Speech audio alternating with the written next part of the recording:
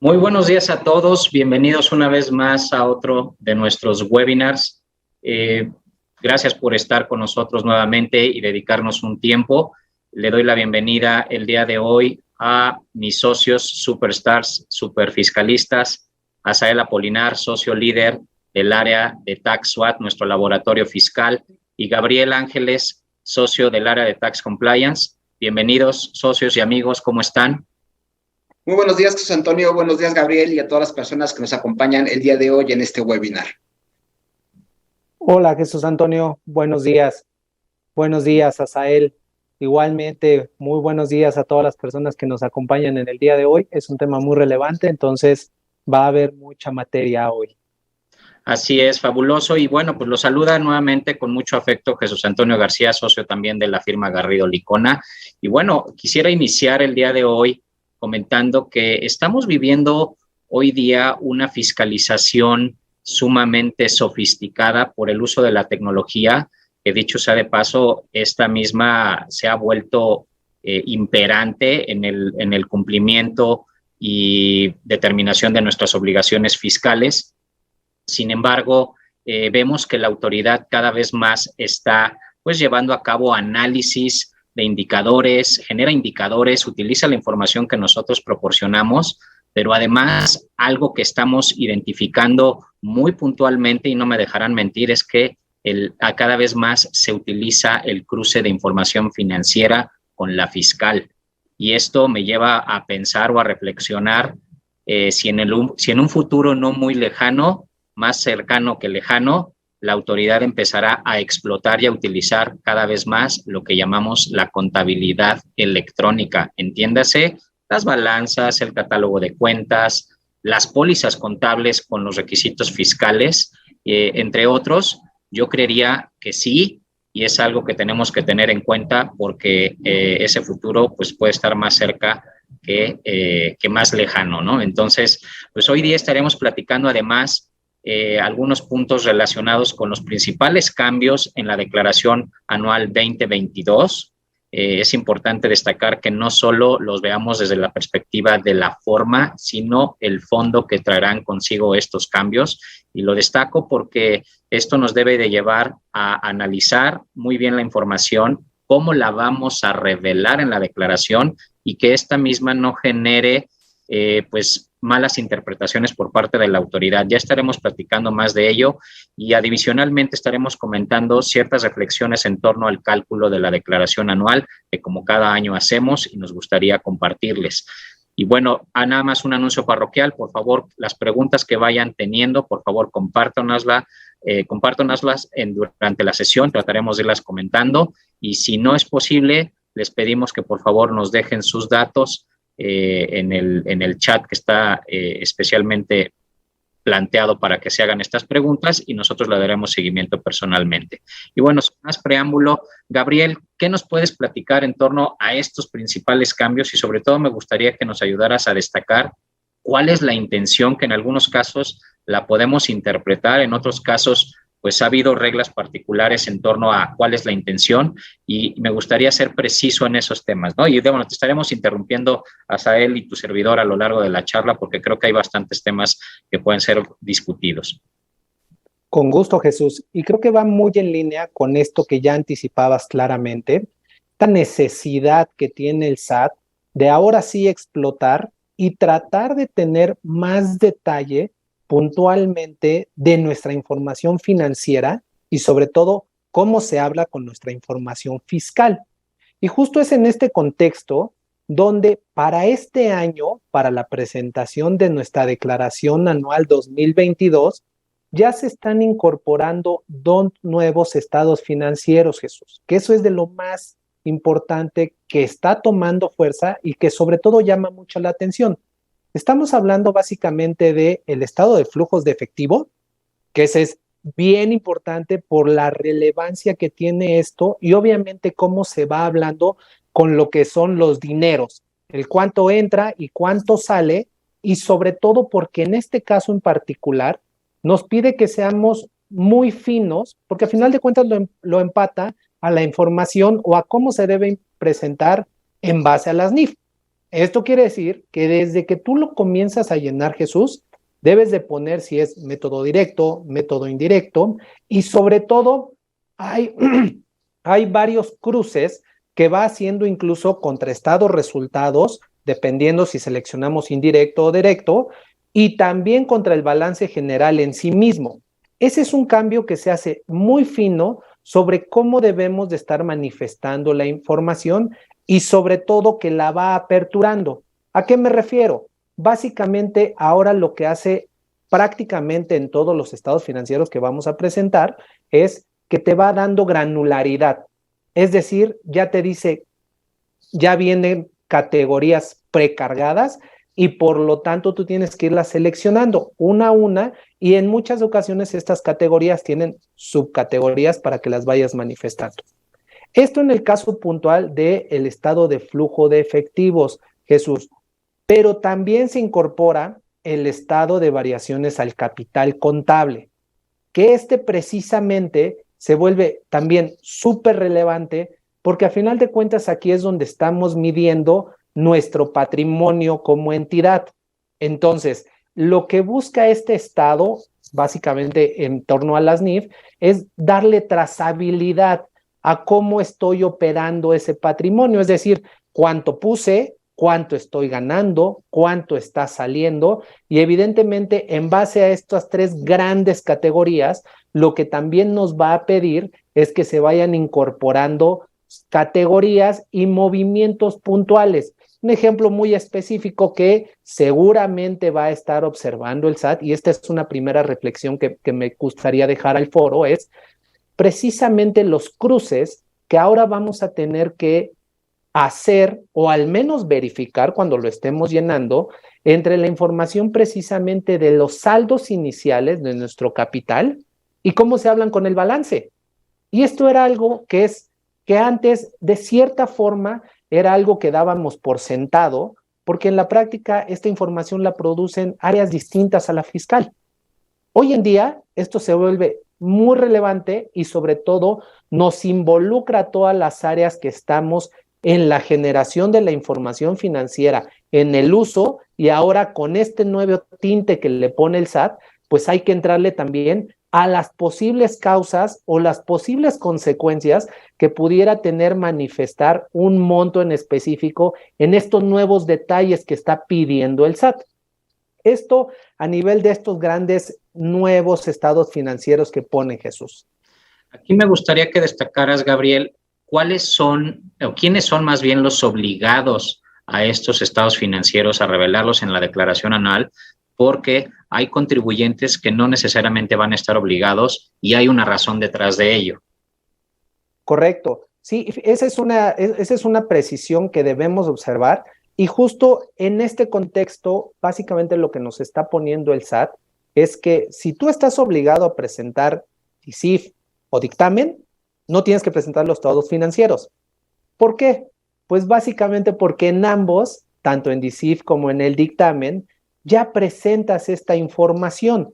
Y la verdad es que la granularidad que te piden ambos formatos, pues también es muy importante. Entonces, de fondo lo que se busca es no tener esa posible duplicidad de información, pero esto no quiere decir que no lo debamos observar, Jesús, porque recordemos que mucho de la información financiera con la que preparamos la declaración, pues prácticamente tiene su base en todos estos estados financieros, que si bien se pudieran manifestar hasta el dictamen o la DICIF, pues la realidad es que es nuestra base, no lo podemos dejar de lado.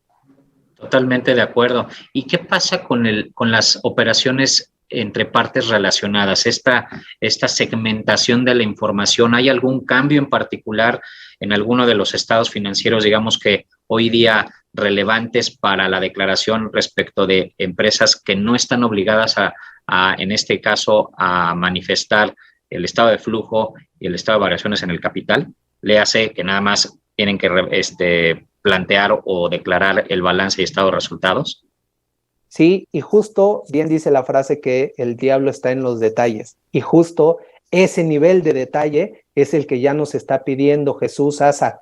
Realmente lo que nos piden ahora es que a nivel de todos los estados financieros vayamos aperturando cuánto de mis operaciones para 2022 corresponde a partes relacionadas y no relacionadas. Recordemos que ya teníamos algunos rubros muy específicos que ya nos lo pedían, pero hoy ya es todo. Entonces, esta apertura lo que implica es que tenemos que cuadrar nuestra información. Ahora pongámosle un nuevo elemento. ¿Por qué? Porque ahora también requerimos el famoso estudio de precios de transferencia y que toda la información vaya cuadrando, al menos a nivel de los estados financieros, o que en su caso tengamos la explicación, pero precisamente necesitamos hacer todo este barrido, todo este análisis, información financiera, información fiscal, criterios y presentación para poder ahora sí cerrar lo que vamos a estar manifestando en la declaración, Jesús. Yo creo que algo que vale la pena destacar es la consistencia de la información. Si bien es cierto, en aquellas entidades que tengan obligación de revelar o de segmentar información entre partes de operaciones entre partes relacionadas, pues obviamente tendrán que presentar, en la mayoría de los casos, informativas relacionadas con toda esta información, elaborar su estudio de precios, pero además también, ya sea que estén obligados al dictamen o al ICIF, pues tendrán que también compartir información respecto a partes relacionadas, y esa información tendrá que ser consistente entre sí. Eso es algo fundamental. ¿Por qué? Porque no se trata de nada más ver la declaración anual de manera aislada y los demás pues se presenten como pensemos, aunque sea de manera distinta. Y bueno, y hablando de las notas, algo que me llama mucho la atención es que se agregan notas en la declaración anual, la posibilidad de comentar respecto a qué, a variaciones. Hay reglas en torno a esta situación, porque llama la atención en torno a qué es lo que espera la autoridad respecto a estos espacios que se generaron por concepto. No nada más, ojo, no vayamos a confundir notas a los estados financieros que generalmente conocemos, que puede ser el caso, porque hoy día ya se presentarán estados financieros comparados, que es uno de los puntos que vienen en el propio slide. Pero, ¿qué tendríamos que estar esperando revelar en las notas que están incluidas en la declaración, Gabriel? Justo en este caso, Jesús, todavía no hay una claridad sobre cuándo debemos señalar un concepto o una aclaración por cada rubro. Simplemente existe el campo, y a diferencia, por ejemplo, de lo que sí existe con DICIF, que ahí sí el SAT ha emitido reglas para señalar cuándo tienes que aclarar, por ejemplo, diferencias o variaciones entre un ejercicio y otro. En este caso no las tenemos, por lo cual es muy importante estar muy atentos a todas las reglas que publica el SAT, incluso a través de su página, para saber si va a haber algo, o en su caso nosotros tomar criterios o analizar qué efectivamente puede ser susceptible de que sea aclaración ante el SAT. Sí, porque aquí, ¿qué pasa? Vamos a pensar, ¿qué recomendación le haríamos a la gente que nos está viendo y escuchando en torno a qué pasa si no hay reglas? Porque muchas veces nos queremos esperar a que haya reglas, pero si estas reglas no llegan, tenemos que tener un plan B, como decimos coloquialmente, y tampoco pues tener miedo a manifestar lo que consideremos pertinente, sin que tampoco eso vaya a generar malas interpretaciones por parte de la autoridad. Es decir, no hagamos cosas buenas que parezcan malas, ¿no? Entonces, yo diría aquí, ¿qué opinas, Asael, en torno a estas famosas notas? Porque puede haber discrepancias entre los estados financieros. Venimos probablemente de comparar la resaca de lo que fue la pandemia en el 2021 y pues obviamente hubo cambios importantes y que se pueden comparar contra el 2022, y eso generar discrepancias relevantes que pueden ameritar o no un comentario, ya sea en los financieros o en propias partidas que a lo mejor hoy día ya no están pidiendo que las abramos de cierta manera, y que el año pasado no lo hacíamos. Sí, Toño, yo creo que para incluir algo en estas notas que está pidiendo en la declaración, sí sería indispensable esperar las reglas, pero eso solamente para visualizar si tenemos que incluir algo en esa nota. Pero eso no quita que tengamos que observar cuál es la intención de la autoridad. En materia de fiscalización siempre hay que hacernos la segunda pregunta. La primera es, ¿cómo lo lleno correctamente? Pero la segunda es, ¿para qué lo está preguntando la autoridad fiscal o por qué me está pidiendo ese dato? Si la autoridad fiscal hoy está pidiendo estados financieros comparativos, seguramente es para hacer un análisis más puntual de ciertas partidas que observen modificaciones significativas. Por ejemplo, si de pronto tengo 1,000 en cartera y al siguiente año tengo 100, pues independientemente de que la autoridad o no me pida que lo incluya en una nota dentro de la declaración anual, tengo que observar que la autoridad eventualmente me va a hacer ese cuestionamiento.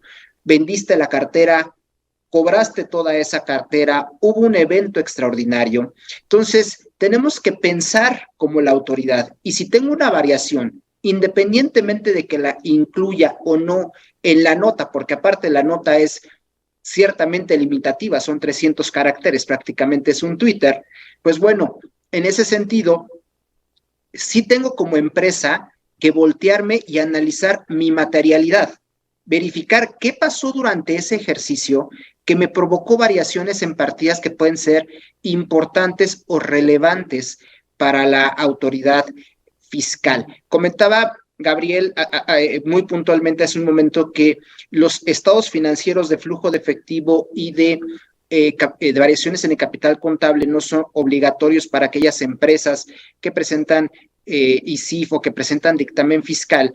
Y esto es porque normalmente esas empresas ya lo venían generando y la autoridad vio que en esos dos estados financieros podía hacer cruces relevantes para su tarea de fiscalización. ¿Y qué es lo que está haciendo? Permearlos a todas las empresas, porque ahí puede tener elementos de fiscalización como es el flujo de efectivo, es decir, cuáles son tus entradas, cuáles son tus salidas, trazabilidades que al día de hoy los CFDIs, que son su principal instrumento de fiscalización, no necesariamente se los están dando. Correcto. Y bueno, y en el caso de Gabriel, ¿cuáles son aquellos rubros como tal, que compara o que pide ahora la declaración anual 2022 versus el 2021 y cuáles en su caso podrían ser aquellos no tan indispensables, es decir, que te pide datos del 2022 pero que no necesariamente lo tienes que estar comparando? Tienes mute, Gabriel. Sí, prácticamente en estos rubros, Jesús, lo que nos está pidiendo es que para 2022 sí le demos todo el detalle con base en el nuevo formato, es decir, tenemos que aperturar los rubros y categorías que hoy en día ya tiene precargadas cada una de las secciones de la declaración. Y aquí, ojo, porque también ya se incluye la conciliación contable, donde también tenemos que hacer este comparativo y el detalle es para 2022 y en algunos rubros ya muy puntuales, para 2021 solo tenemos que manifestar el saldo cerrado. Esto obviamente lo que va a provocar es justo esta suspicacia de la que platicabas a él. Va a haber variaciones que pueden ser importantes y entonces habrá que analizar si efectivamente va a ser necesario poner la nota como lo decía Asael puntualmente. Muy bien, pues gracias. En la siguiente slide me gustaría que platicáramos sobre y concretamente en el campo de la determinación del impuesto sobre la renta, cuáles son estos ingresos nominales no acumulables y exentos, porque anteriormente no existían, nos ponían nada más los ingresos nominales y ahora nos piden hacer una revelación de lo que son no acumulables, que ya hay una lista precargada, y cuáles son aquellos exentos y en dónde puede estar o tenemos que estar prestando atención para definir realmente si califican en uno o en otro y que no vayamos a meter la pata y dar a entender cosas que no son reales. Sí, Jesús, y justo en esta parte de los ingresos nominales, esto también es un cambio significativo que viene a nivel de la declaración anual. Esto puntualmente es en la determinación del ISR, es decir, antes prácticamente solo seleccionábamos o manifestábamos los ingresos nominales y era todo el detalle que nos pedía. Hoy en día ya nos pide aperturarlo y sobre todo este catálogo que nos está poniendo sí nos implica que tenemos que analizar la naturaleza del ingreso en sí mismo. ¿Qué podemos tener aquí? Hay datos muy puntuales, ejemplos, si tuvimos ingresos provenientes de fondos de pensiones del extranjero, si tuvimos, por ejemplo, también ganancia por operaciones financieras derivadas, en algún momento si también tuvimos sesiones de cartera, es decir, son operaciones ya muy específicas que nos involucran o que lo que implican es analizar cuál es el tratamiento en específico que tenemos y la clasificación que se debe manifestar, porque recordemos que ya estos datos, que es el no acumulable y el exento, le implica ya un detalle al SAT que posteriormente, como bien adelantabas, puede usar para cruzar incluso contra IVA. Y aquí destacaría, Gabriel comentaba conceptos que obviamente la autoridad fiscal tiene la mira en ellos. Si cedes una cartera, si tienes operaciones financieras derivadas, pero en esta declaración ya se va a aquellos conceptos que por default dábamos como no acumulables, o más bien porque la disposición legal los señala como no acumulables, pero que no informábamos en una declaración anual. Exacto. En esta parte de ingresos no acumulables traemos cobro de dividendos provenientes de personas morales residentes en México, aportaciones de capital, primas en suscripción de acciones, y aquí es donde viene una parte interesante y de reto para las empresas. Porque si bien hoy la declaración anual tiene ciertos cruces automáticos, es decir, si no hay consistencia en cierta información, no te permite enviar la declaración, hay otros cruces que aunque no sean automáticos, tenemos que verificar que sí sean consistentes. Por ejemplo, si yo estoy incluyendo en este apartado de ingresos no acumulables primas en suscripción de acciones, pues tengo que asegurarme que en el estado financiero de variaciones en el capital contable, pues también estén ahí incluidas esas operaciones. Y obviamente no basta que estén cruzadas ahí. Tengo mis libros corporativos al día, donde esté toda esta información debidamente soportada en el tema de materialidad. Aquí estamos viendo en una operación 3 cruces que tengo que verificar simplemente para estar seguro que mi declaración anual está correctamente llenada. Esos comentarios, qué bueno que los haces, Asael. La verdad es que son de los puntos finos que vale la pena destacar, porque pareciera que es nada más imputar un dato en un campo particular y hasta ahí llegó. Pero hoy día, valga la expresión, lo que estaba diciendo al inicio, la fiscalización es cada vez más sofisticada. Estamos viendo que la autoridad está utilizando la tecnología fuertemente para precisamente explotar toda la información, que es muchísima, que le proporcionan las empresas o contribuyentes, y que nosotros mismos como empresa nos estamos quedando tal vez rezagados en el cómo explotar, no nada más para el cumplimiento de nuestras obligaciones, que es nuestro deber, pero también para mejor administrar nuestras compañías, ¿ok? En el caso que platicabas del aporte, de las aportaciones de capital, quisiera yo pensar, no creo que en este caso lo vaya a hacer, pero vamos a ver más adelante en el caso de la cuenta de capital de aportación, en donde ya también hay que manifestar un dato, si no, no nos va a dejar pasar al siguiente campo o a la siguiente fase de la declaración, pero no descartemos que en el futuro no muy lejano también esos movimientos vayan a estar vinculados con el estado de variaciones en el capital, con la propia conciliación per se y con estos campos de ingresos no acumulables y exentos que estamos manifestando. ¿Y qué pasa en el caso de inversiones? Porque en el caso de inversiones vemos que es un rubro también muy sensible y que se abren por subcategorías y piden más detalle. ¿Cuáles son aquí los fantasmas que tendremos que estar viendo o cuidando, Gabriel? Justo en este caso, Jesús, ya son los detalles ahora sí de otra sección, que es la conciliación contable fiscal.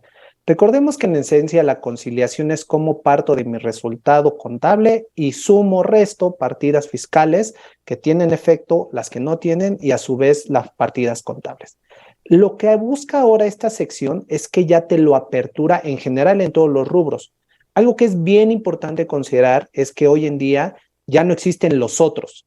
Se eliminan los conceptos de otros en las categorías y cada una de estas categorías se apertura, incluyendo la deducción de inversiones, que hoy en día ya la llama depreciación fiscal. ¿Y qué busca? Básicamente lo que busca es que yo le diga al SAT si tengo maquinaria, si tengo equipo de transporte, si tengo equipo de cómputo, perdón, y subcategorías de esa maquinaria. Los más representativos puede ser el tema de maquinaria, por ejemplo, para minería o maquinaria especializada. Hay un catálogo particular, por ejemplo, para fábricas o para la maquila o en específico para la industria automotriz. Entonces, estos detalles no solo es clasificarlo de manera correcta, porque sabemos que tiene un impacto en las tasas, sino además incorporarle todos aquellos otros gastos que se deben de incluir con base en la definición fiscal, en la deducción de inversiones, en la depreciación fiscal. Entonces, ese proceso normalmente no lo tenemos tan detallado, Jesús. Lo hemos vivido, yo te diría que en muchas ocasiones lo hemos sufrido, y hoy es el momento donde ya lo vamos a tener que poner en detalle en la declaración. O sea, en concreto yo te diría, o corríjanme si no, hay que cuidar, o lo que pretende la autoridad es verificar efectivamente que las tasas de depreciación estén debidamente aplicadas dependiendo del tipo de activo, y dos, que el monto original de la inversión esté debidamente determinado, porque muchas veces se integran conceptos que no forman parte de y los estamos metiendo como parte de la deducción de la depreciación, ¿correcto? O al revés, Toño, inclusive. O al revés, hay conceptos que se meten como gasto directo. Exactamente, que en años anteriores se consideraba un gasto del ejercicio y que con la reforma en el apartado de deducción de inversiones hay más conceptos que tenemos que adicionar ahí y eso es precisamente lo que está buscando la autoridad. Cerciorarse que esos conceptos que hoy día tienen que ser parte del MOID, las empresas efectivamente los estén incluyendo. Totalmente de acuerdo. Y hablando de retenciones, aquí me llama este rubro que pidan información detallada porque de alguna manera la información que esperamos ver en la declaración pues debiera venir precargada de lo que son los pagos mensuales, ¿no? Los pagos provisionales.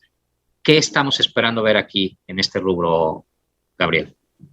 En este caso, Jesús, cambia la dinámica. Ya lo que está manifestando la declaración es la información que tú mismo fuiste poniendo en las declaraciones mensuales. Recordemos que ahí tú manifiestas específicamente cuánto fueron las retenciones por cada categoría y hoy en día ya la declaración te lo arrastra y te lo incluye en el propio formato. ¿Y qué pasa si hay discrepancias en lo que muchas veces llega a suceder, que hay diferencias entre lo que realmente retuvimos versus lo que declaramos o a veces declaramos algo que no debimos haber declarado porque todavía no está pagado? Debieran de presentarse, o sea, esta información, recordemos que se precarga de los pagos mensuales, pero ¿qué pasa? Si presentamos pagos provisionales complementarios, ¿se jala esa información, valga la expresión, al formato o no? ¿Qué tendríamos que estar haciendo para que sea consistente esta información? Sí, justo ese es el proceso que ahora estamos anticipando y por eso nuestra recomendación es entrar ya al sistema, porque tal cual, si tú requieres cambiar un campo en ese rubro, requieres hacer primero el cambio a nivel de la declaración y en muchas ocasiones la plataforma del SAT ha estado tardando entre 48 y 72 horas y cuando se satura se puede ir a más.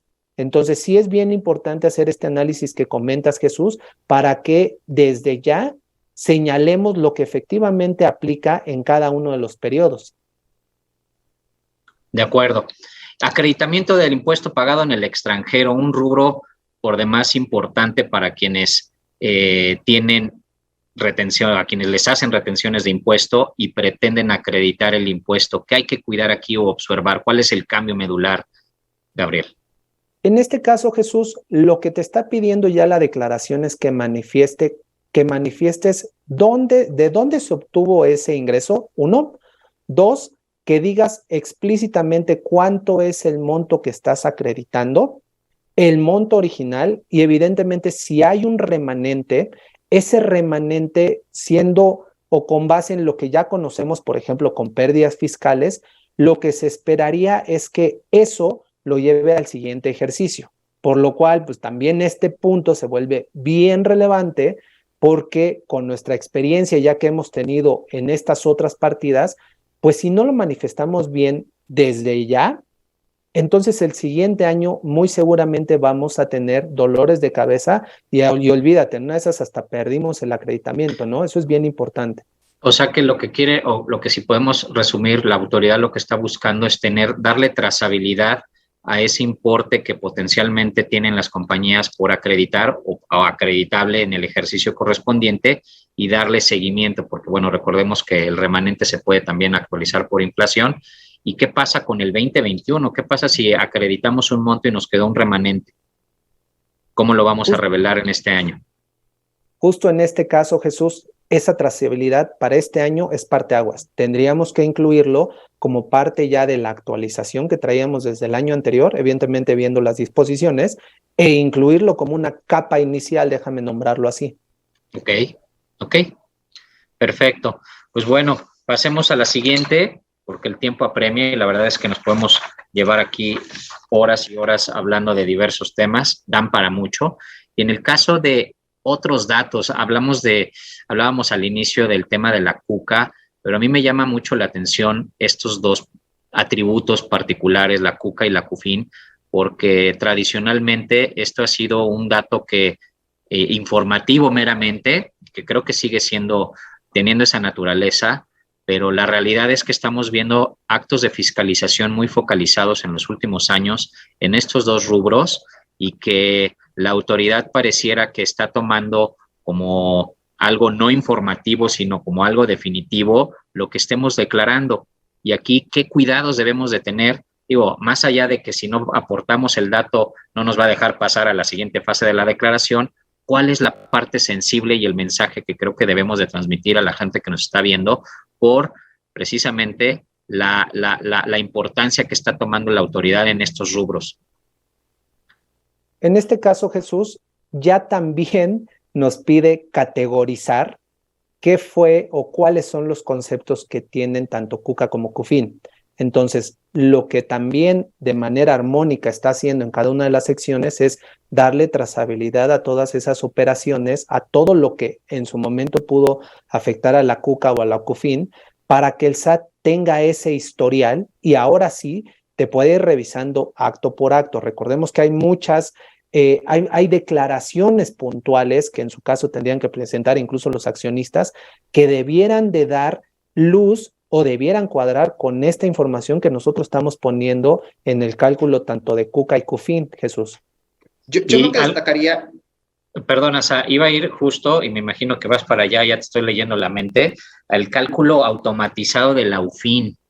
¿Qué pasa con ese cálculo? Porque la verdad a mí me llama mucho la atención porque, ojo, vamos a tener que tener cuidado. Si fijan, ya todo está concatenado. Lo que pongamos en el estado de resultados, en la conciliación, pues van a ser fuente de información para determinar la UFIN del ejercicio. Y si quieres comentar ahí al respecto, haz adelante. Así es, mira, recordemos, Toño, que la fórmula de la UFIN relativamente es corta porque partes de tu resultado fiscal, eliminas el impuesto sobre la renta y los no deducibles y ya con eso llegas a la UFIN. Bueno, tienes ahí el impuesto que no puedas acreditar del extranjero y con eso llegas a la UFIN del ejercicio. Y como bien señalas, los datos los transfiere de manera automática. Con el ISR, pues no va a haber ningún problema, es el que determines a través de tu cálculo de ingresos menos deducciones, menos PTU. Pero yo creo que el tema de los no deducibles sí es donde se tienen que involucrar las empresas y hacer un análisis a detalle, ya no solamente en un papel de trabajo, sino incluso de cómo llenas la declaración anual. Exacto. Para que ese dato se transfiera de manera precisa. ¿Por qué? Recordemos que en el tema de los no deducibles, no todos ellos tienen que formar parte de la UFIN, o no todos se tienen que incluir como parte de la UFIN. Por ejemplo, el tema de la provisión de la PTU, hay que tener cuidado cómo la estamos manejando.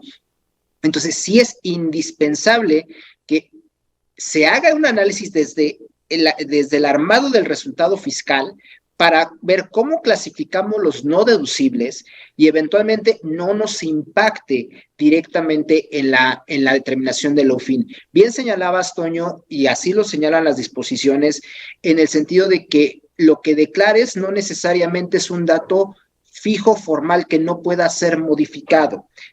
ya que el Código Fiscal no lo establece como un requisito para tener válida la UFIN.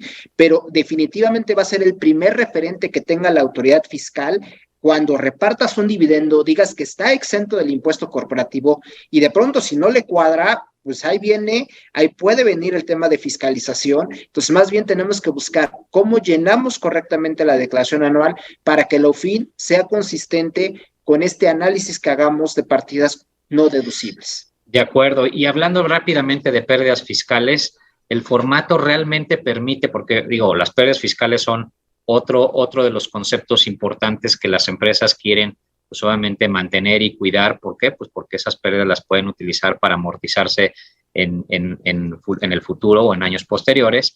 Pero, ¿qué pasa? Algo que pasaba curiosamente era que las pérdidas fiscales que se llegaban a modificar o a declarar, valga la expresión, en declaraciones complementarias, no se precargaba o no se jalaba el formato, en este caso del año siguiente. Ahí, ¿qué comentarios nos puedes dar muy concretos, Gabo? En este caso de las pérdidas, Jesús, efectivamente, ese era un tema de la funcionalidad que hasta el año pasado nos estuvo dando bastante dolores de cabeza. Lo que tendríamos que hacer es presentar una aclaración puntualmente y en muchas ocasiones también evaluar si es necesario incluso presentar una segunda complementaria con una aclaración asociada, porque precisamente esto sucedió y yo creo que aquí la reflexión que nos lleva con base en esta experiencia es que ya nos anticipemos a ver cómo está toda esta información, cómo están las capas, porque justo nos puede agarrar hasta 2 o 3 ejercicios donde no nos puede arrastrar la información. Entonces, es bien importante este análisis, centrarle desde ya también como otras partidas. De acuerdo. Muchas gracias, Gabriel. Y bueno, continuando con la presentación, ¿un CFDI no conciliado es fiscalizado? La respuesta es sí. Sí es fiscalizado y bueno, pareciera letanía y que cada vez que tenemos oportunidad lo comentamos, pero de verdad esto es la columna vertebral para poder determinar correctamente el impuesto sobre la renta o el IVA y la autoridad está haciendo uso constante y sonante de esos mecanismos automatizados. La información hay que conciliarla hablando de ingresos, de deducciones y de nómina. ¿Qué nos puedes comentar aquí, Gabriel? Justo en el caso de los ingresos, lo que ya traemos es prácticamente la información precargada desde la información de los pagos mensuales. Luego entonces, si no tengo prácticamente cuadrado a lo largo de cada uno de los periodos para llegar a mis ingresos anuales, entonces hay que presentar complementarias. Es decir, ya el SAT está buscando hacer uso de todas esas CFDIs para ver cuál es tu base, de cierta forma, autodeterminar o más bien determinar ellos cuál sería el ingreso acumulable que debes de manifestar. Entonces, aquí hay rubros puntuales que tenemos que analizar, verificar a nivel mensual qué concepto o qué categoría se les dio, si efectivamente deberían ser acumulables o no, para que a nivel anual sí tengamos la facilidad de poner el dato que efectivamente debe de ir. En el caso de la nómina, también nos ha dado muchos dolores de cabeza, Jesús. Esto es algo prácticamente de cada año, donde sabemos que hay distintos eventos a lo largo del ejercicio, como liquidaciones, como separaciones, incluso temas que pudieron haber impactado con motivo de la reforma de subcontratación en su momento, que pudiéramos estar todavía arrastrando y que obviamente, como caen en un CFDI de nómina, seguramente el sistema del SAT lo está arrastrando. Entonces, aquí también requerimos hacer un análisis detallado y amarre puntual para ver cuál es el monto que se debe de manifestar. Y yo destacaría aquí en la parte de nómina, Gabriel, Toño, que tenemos una limitante en resolución miscelánea para la reemisión de CFDIs de nómina, que es al 28 de febrero. Por eso, este ejercicio de verificar que los datos que están precargados en la declaración anual ya son los definitivos, ya tiene que hacerse ya. O sea, no puedo esperar Exacto. al 1 de marzo, 2 de marzo para iniciar con el manual. Ya tengo que verificar eso para poder, en su caso, como dice Gabo, hay situaciones que no están bien plasmadas en un CFDI, pueda hacer la corrección en tiempo y forma.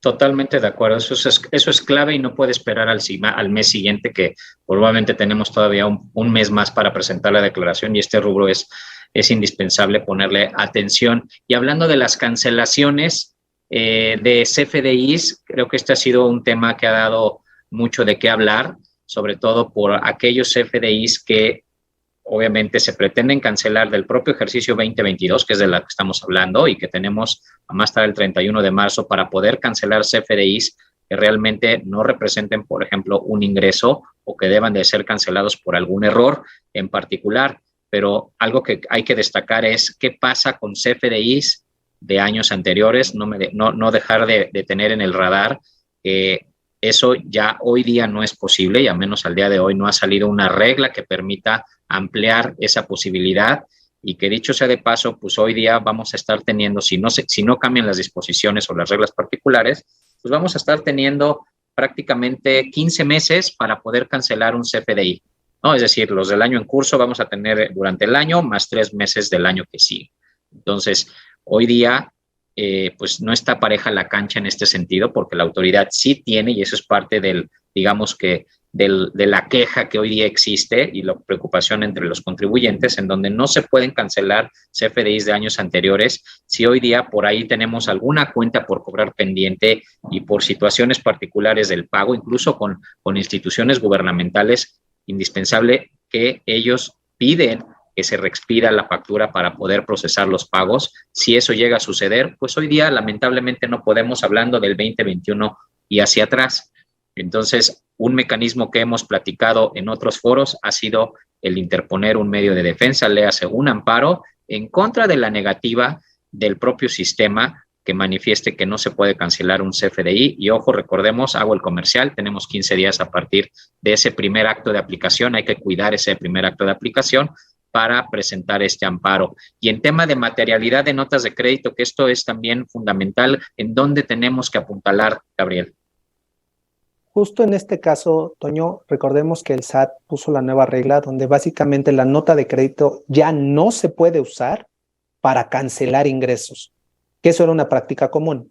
Hoy en día lo que ya necesitamos tener es toda la información necesaria que efectivamente soporte que la nota de crédito efectivamente es válida y que no corresponde a estas famosas cancelaciones, sino que corresponde a devoluciones, a descuentos en su momento, temas ya que son económicamente válidos y que evidentemente la autoridad va a estar revisando. Este tema ya lo está incluso monitoreando a nivel de las famosas invitaciones que mandan Jesús Asa, y esto ya empezó con una campaña fuerte en este ejercicio a tratar de revisarlo, sobre todo a nivel de las disminuciones que se manifiestan en los pagos provisionales. Y yo destacaría el tema de materialidad, Gabriel, Jesús Antonio, desde la perspectiva de que la autoridad ya está pidiendo evidencia para justificar que una empresa haya otorgado un descuento, haya habido una bonificación o una devolución. ¿Y a qué me refiero con materialidad? Ya tenemos casos en los cuales si una empresa otorgó un descuento, le pide que le muestre el contrato, la política de descuentos y cómo es que el cliente se hizo acreedor a este descuento. Por ejemplo, oye, si tú llegas a un determinado volumen de compras, te otorgo un 10% de descuento en la siguiente compra. La autoridad está solicitando, demuéstrame que sí llegó ese volumen de ventas y que contractualmente ya estabas obligado a otorgar ese descuento. Oye, hubo una devolución, demuéstrame la entrada al almacén de la mercancía que te devolvieron o cómo te hizo entrega material de esa devolución de mercancía. Entonces, ya no solamente es quedarnos en lo conceptual, también tenemos que ir a la materia de evidencia. Correcto, y para eso volvemos al tema de tecnología. Hay que mantener un defense file disponible, y si no utilizamos la tecnología, el papel no nos va a ayudar, porque el papel se lo lleva a la basura. Entonces, ojo ahí con esa situación, ayúdense de la tecnología.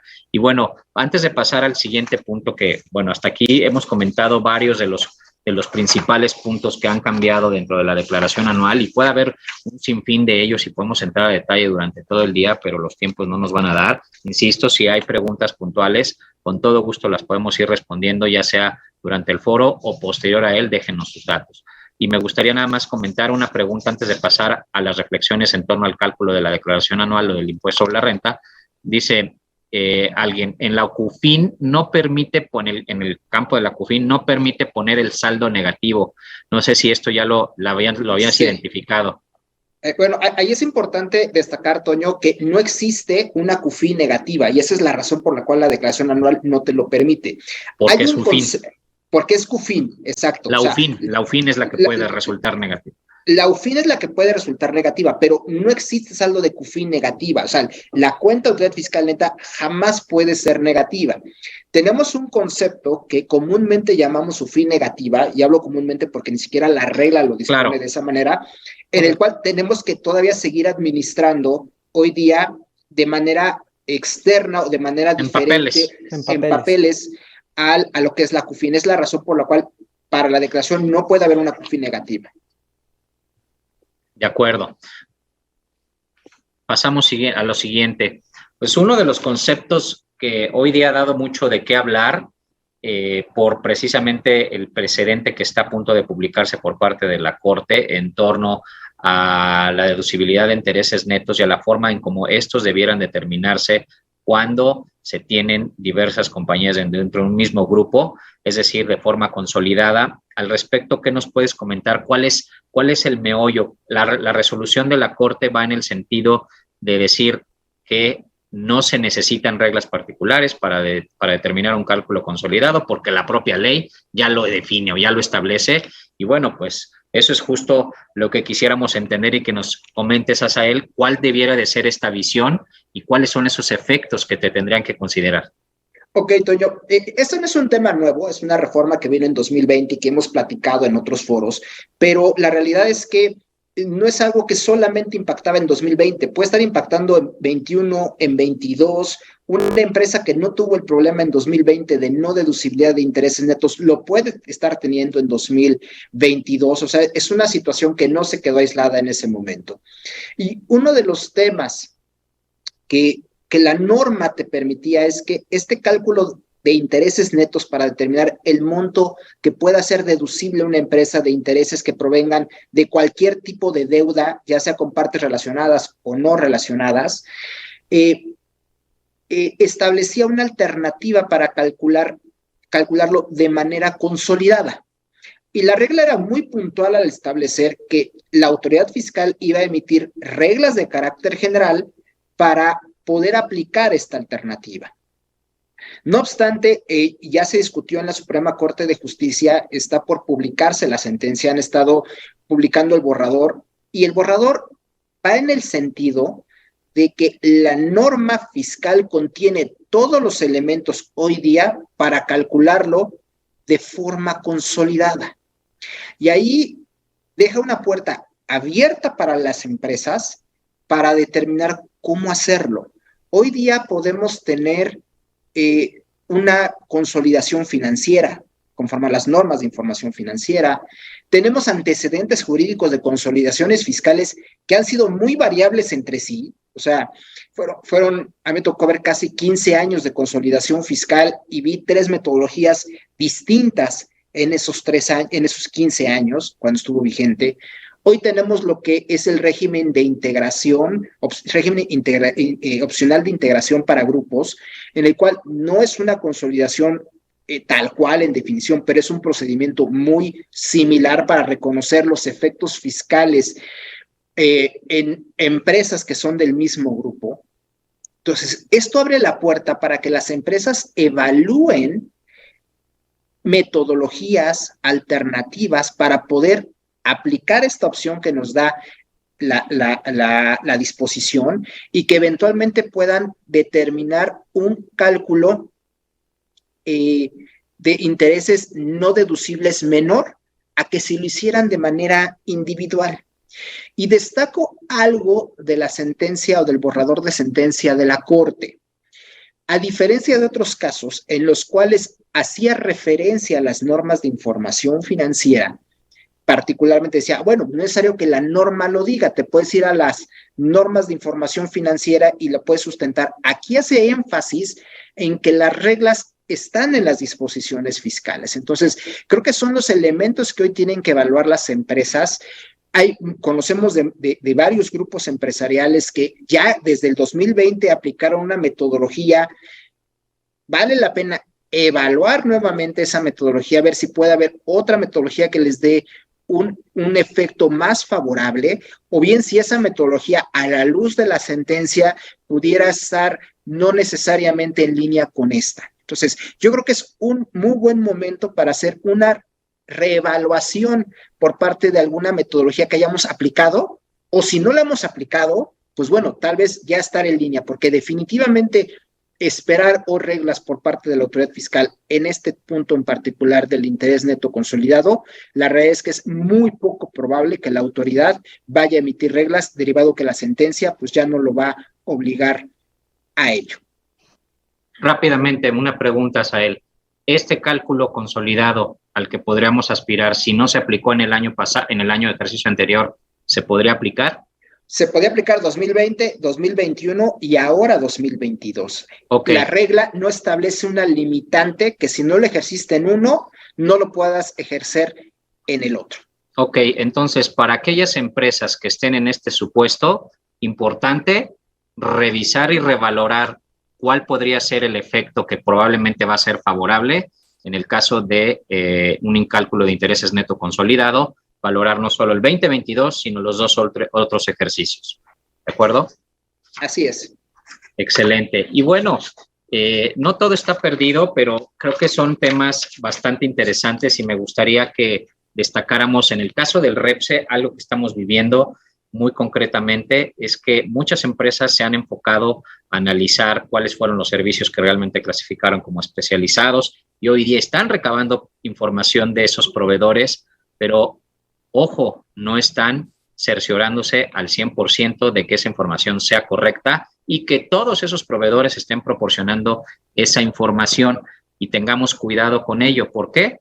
Porque la autoridad, no solo fiscal, sino también la laboral, está ya ejecutando auditorías particulares en torno a esto y ya han salido comunicados respecto a cuáles son las reglas que pretenden aplicar dichas autoridades, pero insisto, no quiten el dedo del renglón en torno al cumplimiento de esta información y validarla, porque puede vulnerar la deducción en ISR y el acreditamiento en IVA, amén de que nos puedan llegar en un extremo a catalogar esa operación como ilegal. Y ojo, para efectos de quienes están obligados a dictaminarse, esto va a ser un rubro muy relevante que el auditor que va a dictaminar para efectos fiscales va a revisar o cuestionar en su caso. No lo dejen pasar. Y en torno a la actualización del inventario, Asael, que sabemos que hoy día en ley está prohibido, pero que ya hay jurisprudencia al respecto, ¿qué podemos esperar? Sí, yo creo que este tema de actualización de inventario es un punto en cual las empresas vale la pena que lo vuelvan a analizar. Sabemos de empresas que por no tener una sentencia a su favor no quieren implementarlo. La realidad es que jurídicamente, si la autoridad llegara a cuestionar esa parte, la realidad es que un juicio eventualmente sería con una resolución favorable. Ajá. Por otro lado, si bien la Suprema Corte de Justicia estableció que la actualización era desde el año en que se compró hasta el año en que se enajenó el inventario, no estableció una metodología particular para hacerlo y no necesariamente los periodos coinciden con un proceso de actualización. Y tenemos claros ejemplos. En la deducción de inversiones puedes actualizar el MOI hasta el ejercicio en que estás tomando la deducción, pero hasta el mes de junio. ¿Por qué no diciembre y por qué no marzo? Bueno, la ley dice junio, mientras que en la CUCA y la CUFIN perfectamente puedes llevarlos hasta diciembre del ejercicio. Entonces, la realidad es que la metodología para hacer esta actualización de inventario puede ser también sujeta a interpretación de manera integral con varias disposiciones y aquellas empresas que ya están efectuando la actualización, pues valdría la pena escuchar o plantear otras metodologías de actualización para ver si pueden tener un efecto más favorable, o bien aquellas que no lo han hecho. Creo que este ejercicio puede tener un efecto muy importante. Recordemos que la inflación está alrededor del 8% y entonces en consecuencia puede ser un efecto a nivel de utilidad fiscal bastante importante para las empresas. Muy bien destacado, Asael. Y en el rubro de la PTU, en este nuevo formato de la declaración anual, ¿qué debemos contemplar? ¿El 10% sobre la base de PTU que hoy día nos establece la ley, o bien el efecto de la determinación de la PTU que realmente se va a pagar con base en las nuevas reglas laborales?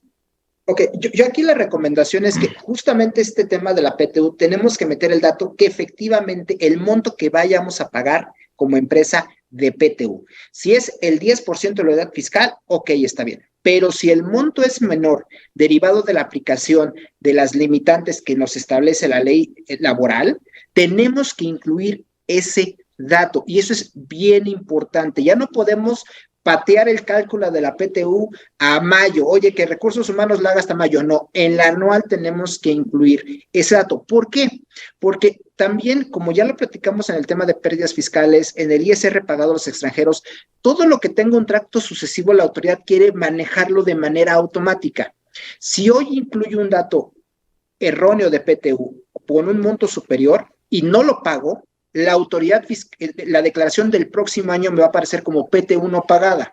E imaginemos la problemática que vamos a tener con un sindicato que nos diga, oye, mira, tu declaración dice PTU no pagada, ¿cuándo nos va a tocar cuándo esperamos recibir ese pago? ¿No? Entonces, aquí es indispensable que el cálculo de la PTU quede cerrado antes de la declaración anual para incluir en la misma el monto exacto que vamos a estar distribuyendo en mayo, el próximo mayo. Perfecto, gracias por el comentario, Asa. Y en materia de créditos incobrables, ¿qué debemos de observar y de cuidar? Ok, en materia de créditos incobrables, sabemos que es un rubro que tiene que cumplir ciertos requisitos durante cierto periodo del tiempo. Hoy día ya se tuvieron que haber cumplido varios de ellos. En el caso de las declaraciones informativas para créditos incobrables, tenemos hasta el 15 de febrero para mandar esa informativa para aquellas empresas que no dictaminen para efectos fiscales. El aviso del deudor ya se tuvo que haber presentado a más tardar el 31 de diciembre.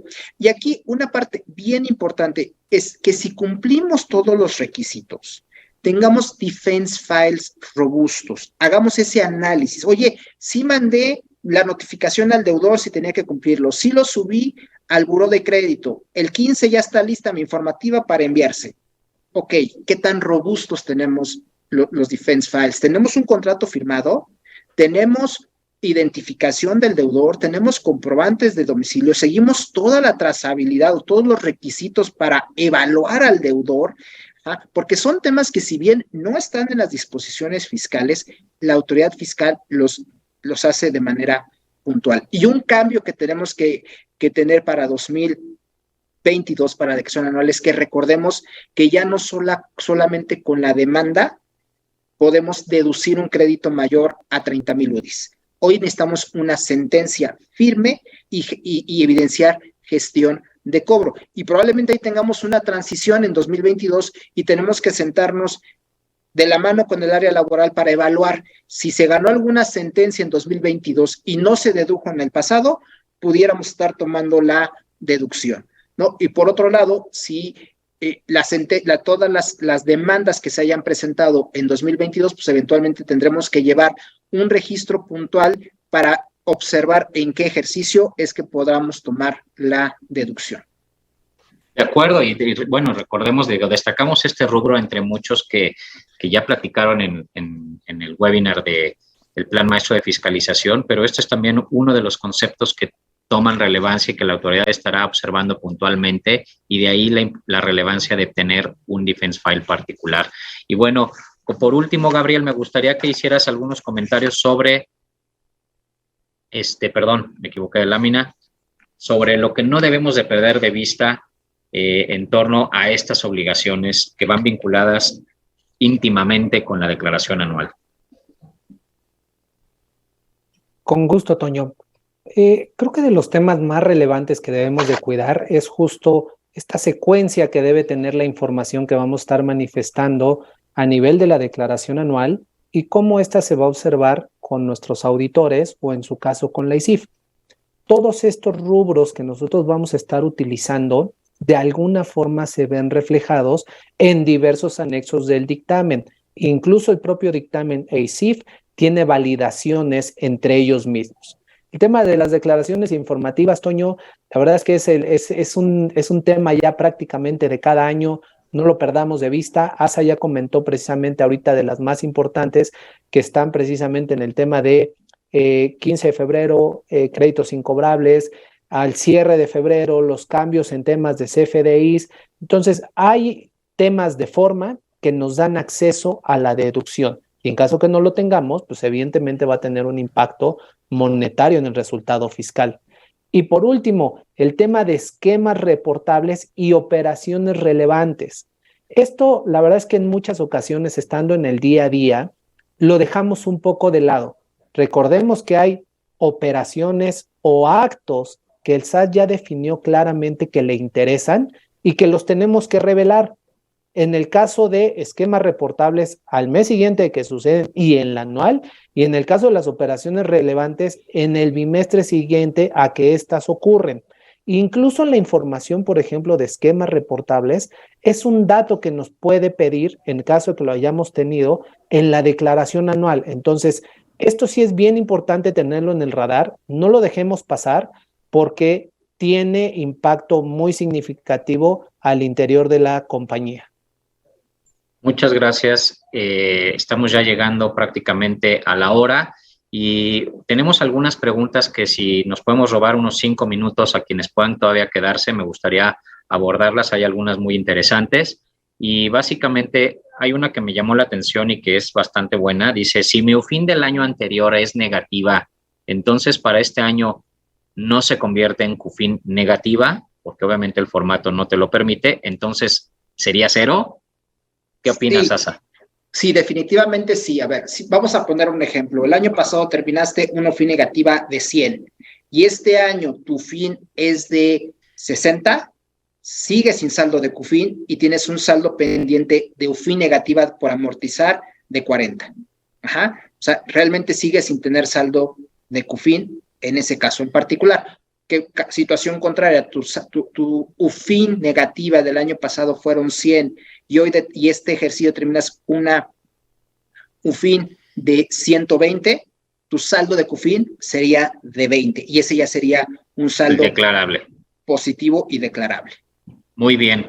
¿Qué pasa si la última quincena de diciembre 22 no la timbré en tiempo, lo timbré hasta enero 23? ¿Lo podré deducir? Yo creo que sí es un tema que sí puede ser bastante controvertido. El requisito es que tengas el comprobante fiscal. Timbrado de la nómina. Bueno, por lo que entiendo es timbrado de la nómina. De la nómina sí es un tema que la autoridad fiscal, de hecho, técnicamente ni siquiera te lo va a precargar. No, corrígeme, Gabriel, si estoy en lo equivocado, pero no te lo va a precargar. Entonces, va a ser entrar en explicaciones. Obviamente, si nos vamos al fondo jurídico, un comprobante fiscal no tendría que hacer indispensable una deducción, o sea, podrías tener esa alternativa, pero ya estamos hablando de que el SAT de entrada ni siquiera te lo precargó en la declaración anual. Entonces, sí, ya tienes el primer problema. Adelante, Gabriel. Coincido con esa parte, Asa, Jesús. Ese es el tema fino que yo pondría sobre la mesa. La verdad es que en los temas de forma, ya con los parámetros que tiene el sistema del SAT, no te los está reconociendo porque no cae dentro del ejercicio. Entonces, ya se vuelve más un tema de practicidad o de cómo manifestarlo. Muy bien. Y la última pregunta por ahí, para ya no quitar más tiempo. Un CFDI de 2022 que se cancela en 2023 y se vuelve a expedir en 2023, ¿cuándo se acumula en 2022? ¿Cuándo se acumula? ¿En 2022 o en 2023? A ver, yo creo que ahí hay que seguir primero la regla general que dice la ley del ISR. O sea, correcto. Si ya prestaste el servicio, si entregaste los bienes, si emitiste un comprobante originalmente, la acumulación es en 2022. Ahora, aquí es indispensable para la empresa que la cancelación y sustitución del CFDI lo haga aplicando las reglas correspondientes. ¿Para qué? Para que la autoridad fiscal no asuma que hay dos ingresos, uno en 2022 y uno en 2023, sino que la información de trazabilidad le diga que el de 2023 es sustitución de 2022. Exacto. Y que ya le diste efecto fiscal en 2022. Correcto. Exactamente, que simplemente está viendo a lo mejor un cambio de forma y que por eso está surgiendo la sustitución, más no el efecto fiscal que va aparejado, ¿no? Así y bueno, es. pues tenemos un poco más de preguntas, me gustaría poderlas contestar, pero hemos ya excedido del tiempo. Si nos dejaron sus datos, con todo gusto nos vamos a comunicar para hablar con ustedes. Muchísimas gracias. Como última reflexión, me gustaría, no sé si tengan algún comentario, yo nada más quisiera dejar en la mesa que ante este nuevo formato con diversas variantes, cambios que están surgiendo, no lo dejemos al último. Hay cambios, por ahí vimos que hay ciertos cruces que no se están, o formulaciones que no se están dando en estados financieros y que esperamos que el SAT los vaya a corregir en breve. Va a haber probablemente comunicados que estén dando a conocer sobre cambios en la declaración. No lo subestimen, no esperen al último momento. ¿Por qué? Porque la información que se requiere presentar debidamente analizada. Adelante, ¿ustedes algún comentario final? Sí, Toño, yo creo que va muy de la mano con lo que platicas. Puede ser que el formato en algunos puntos en este momento no sea perfecto. Eso no implica que hoy ya tengamos que estar preparando papeles de trabajo de cómo vamos a integrar la información que vamos a incluir en la declaración anual, estar haciendo las validaciones correspondientes con CFDIs, información corporativa, estados de cuenta, para que eventualmente si la versión final sale 15 de marzo, ok, no pasa nada, ya estamos en una fase de llenado, pero no podemos esperarnos hacer ese análisis hasta que la declaración estuviese en su versión definitiva, pero que realmente hoy son efectos mínimos y cambios que la autoridad podrá subsanar de manera pronta. Muy bien, pues muchísimas gracias a todos. Nuevamente, gusto en saludarles y no dejen de asesorarse. Que Dios los bendiga y un gusto saludarles. Hasta luego. Hasta luego. Hasta luego.